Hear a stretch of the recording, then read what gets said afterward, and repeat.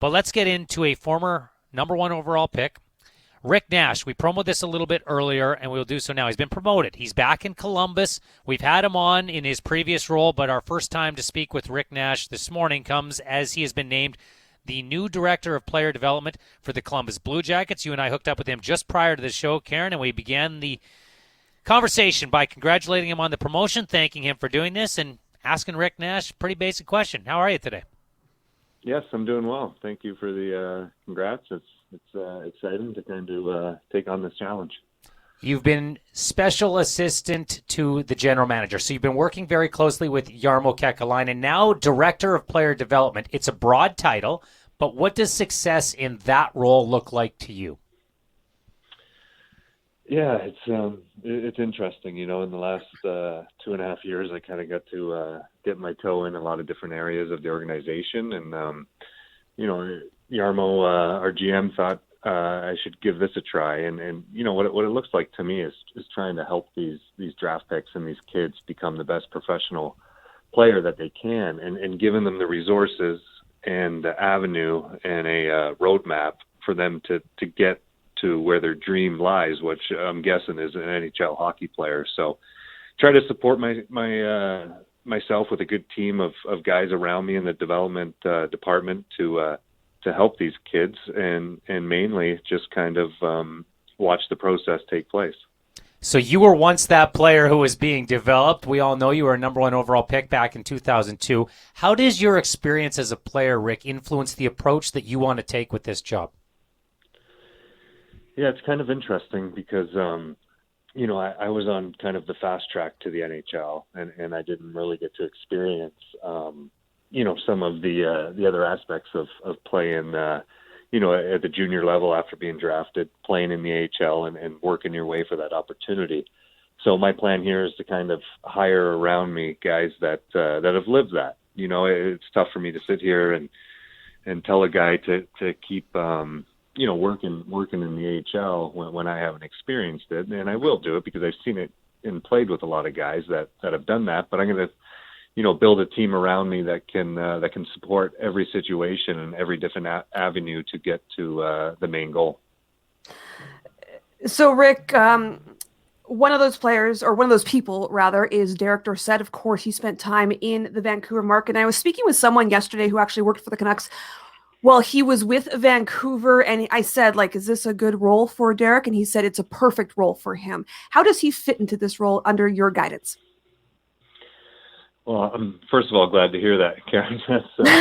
That's good news for me that I hired the right guy. But I've known Derek Dorsett for a long time, and he fits into it perfect just because he experienced it. He was a guy that when I talked to him and got to know him, that I don't think he was drafted into the WHL, and he continued to work his way up and then became a later draft pick, and then he was always told that he was too small, not a good enough skater, and he ended up getting into the AHL, and then he worked his way up on hard work and playing hard. And I think that's important that some of these later round draft pick guys have someone like Derek that they can bounce ideas off of or get information, hear Derek's experience. So I think Derek's going to fit in well, and I think we're lucky to have him here in Columbus.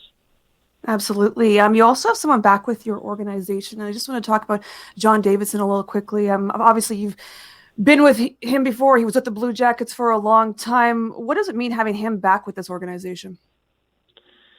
Yeah, I think it's great to get JD back. Obviously he went to one of the best markets in North America for hockey, and Original Six, and somewhere where he's had a great history with, and things didn't work out, and I think he truly feels that Columbus is home, and he's a big personality in a good way, and he's a guy that kind of demands respect when he walks into a room, and it gives our organization some more credibility and some more, help where it's needed. And being around a bunch of different NHL teams and having a bunch of different GMs and presidents, whatever you want to call it, for me, I don't think there's a better guy to lead your organization than JD. Rick Nash, now the Director of Player Development with the Columbus Blue Jackets, over 400 goals in the National Hockey League. He joins us this morning on Rintoul and Sermon. You're not the New York Rangers, Toronto Maple Leafs. That said, Columbus has changed its reputation, at least internally in the National Hockey League. What's the edge you think you can have in Columbus as you develop players and try to develop this organization? Yeah, well, I think a guy that you guys know in John Tortorella, really ingrained a great culture here. He it was kind of a different organization where when I left to New York and came back, I mean, the whole culture felt different. It felt like, a lot of accountability for work ethic, and we have to give him a lot of credit for that. Moving forward, I think I know Columbus is a great place to play. I've played in the Original Six markets and played for Team Canada in the Olympics. And, for me, Columbus is kind of an attractive place to sometimes get away from the hockey hotbed. Obviously, some kids want that. Some kids think they want that, and they go to it, and they know that how good they have it in Columbus. But you know what? It's a great city. We have Ohio State right down the street, so it's a major sports town. It's an easy place to live, good place to raise a family. And you know what? That falls on me a bit too with development. When we draft these kids, we have to make sure that they fall in love with the city the way that we did. Guys like Dorsett and Letestu and Jody Shelley and Jean-Luc Grandpierre, Andrew Castles. We have 17 alumni now, and we're only 20 years old, living back in Columbus, and only a handful of those guys finished their career in Columbus. So it just says a lot about the city. It does, and if you talk to players who have played there, most of them say something along those lines. But you know this, and you kind of alluded to it in that answer. Fair or not, there's a narrative out there that exists. Top players don't want to stay in Columbus. So how do you and your colleagues with the Blue Jackets, some of whom you just referenced, guys like yourself who have played there and gone back, how do you go about dispelling that idea in the greater NHL population? Yeah, well, that's a tricky question to answer. Everyone has their own individual reason or their path on their career, and I think winning fixes a lot of that. So when you're winning and you're making the playoffs like we have been the last 4 years, then the question marks even come up a bit more of why. And the things that we come up with is just having guys fall in love with the city and trying to be part of the community. As you stated earlier, we're not the Vancouver Canucks. We're not the Toronto Maple Leafs. We're not the New York Rangers. So we got to come up with different creative ways and to make sure that these players are happy in Columbus. And it's something that we've been working on, but I don't have the exact formula or the answer to satisfy all these guys. Okay, so you played there for a long time. You guys didn't have terrible amount of success as a team. You mentioned it. Hey, kids think they want this. You went to New York. You went to Boston. What did you find in those cities that was either what you thought you wanted or wasn't quite what you dreamed it was going to be? Yeah, that's a good question. The pressures of being a goal scorer when you're in New York and you don't score for 3 or 4 games, and the fans are on you, the media is on you. Living in Canada and going out for dinner or taking the kids for a walk, whatever it is, it's for me. I feel like it's a positive here in Columbus that you can kind of fly under the radar here. You're not going to have that same amount of pressure. And don't get me wrong, I love pressure being a professional athlete and, finishing 7th or 8th at an Olympics one year and then coming to your home country and having to win. So I enjoy that. I thrive over it, but it's tough. We're never going to be an Original Six. We're never going to be a Canadian city.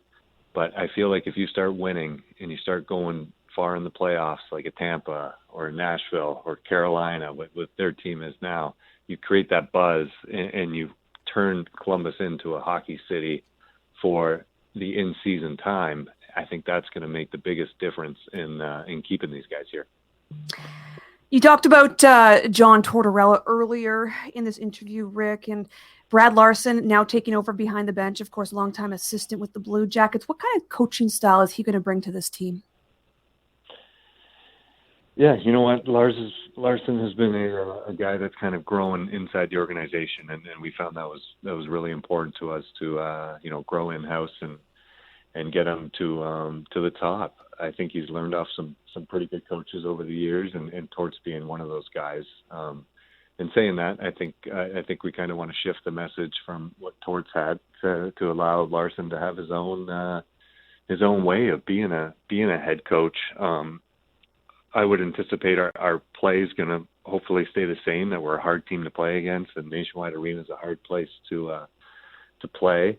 But this just happened last week, and we're still in our initial meetings on how Lars is going to be different on the ice. But it's a new voice. Mm-hmm. He's not John Tortorella, although he's learned a lot off of him. But it's going to be fun to watch, and it's going to be fun to help him and for him to help us on his views on what the team needs. It's already been a great relationship, but I think there'll be some of the same stuff in the room with Lars, but there's going to be a new voice and a lot of different things as well. I also want to ask you, Rick, about this past season. And of course, you're going to be working with a lot of younger kids moving forward. But we did see the challenges of this past season. We've never seen anything like it in terms of COVID-19 protocols. And we did hear a lot about, for younger players in organizations, how it was really tough for them, especially coming to new teams, because you're very isolated and you can't do the team bonding things that you could do in normal times. How difficult did you hear in talking to players, especially younger ones, was this last season for them? Yeah, I think it was really tough. I know it was one thing that we kept hearing player after player when we did our exit meetings this year, and when I played on some of the best teams that I've played on, the bond off the ice was so strong that it carried on to the ice, and obviously teams didn't have that this year with all the protocols, so. It's a bit of a different time, and as a development coach, we have to make sure that these guys are comfortable with whatever the rules and guidelines are. Hopefully, moving forward, those are kind of relaxed, and we can go back to normal. But you think about a 21 or 22-year-old kid coming into the NHL town and not really knowing the city and knowing the guys, and you get to spend an hour or 2 hours a day at the rink with them. Social distance. It's hard. So there's really no excuses for it other than the whole world was in a pandemic, but it's tough. You got to try to talk to these guys and make sure that they feel comfortable. A few more minutes with Rick Nash, now the Director of Player Development with the Columbus Blue Jackets. He joins us this morning on Rintoul and Sermon. So you weren't drafted by an expansion franchise in its first season, but you know what it's like to play for an expansion franchise, because that's what we called Columbus for a very long time, and a lot of that had to do with results. How do you look at Vegas's expansion compared to the expansion life you lived? Well, that's tough. I mean, I think the whole hockey world is on the same page when you say it's pretty amazing what those guys did in Vegas. I mean, to be a top NHL team for the 3 or 4 years, whatever it's been in the NHL, coming out of expansion is incredible. When I first got to Columbus, it was exciting. They're selling out every night. The team wasn't great, but the buzz around the city was awesome. So it was fun. I think Vegas is a whole other level with just with what kind of city it is and the in-game the in-game show that they put on and before the game. I mean, I think everyone that's ever laced on skates would love to be part of that. So you have to give them full credit. They've done an unbelievable job, and now it'll be interesting to see what Seattle does. You were just wrapping up your career when Vegas did its expansion draft. We know what the story has unfolded there. Seattle gets to do it this summer, and now you're working for an organization. How do you think this summer's expansion draft is going to differ from the one that Vegas went through? Yeah, I'm not sure how different it'll be. I just think the expectations, after what Vegas did, are going to be high. It's going to be fun to watch. It's going to be fun to see who's protected and who's not, and how they build their team. And then, beyond that, the trades that are made internally with other teams and the different things that are going to happen around that expansion draft. So it's an exciting time for the NHL and obviously for Seattle.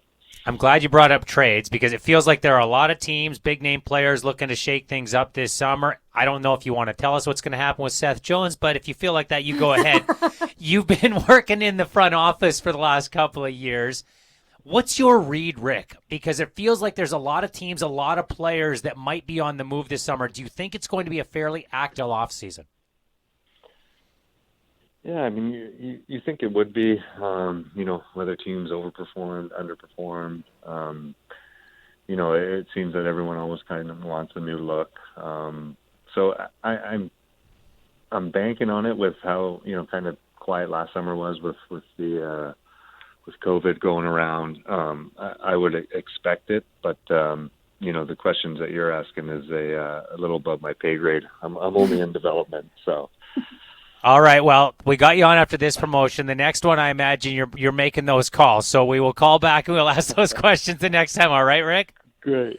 Sounds good, guys. Thank you. Thank you very much for doing this. Have a great day. Enjoy your weekend, and keep safe, keep healthy, all right? You guys do the same. Thank you. That is Rick Nash, now the Director of Player Development for the Columbus Blue Jackets.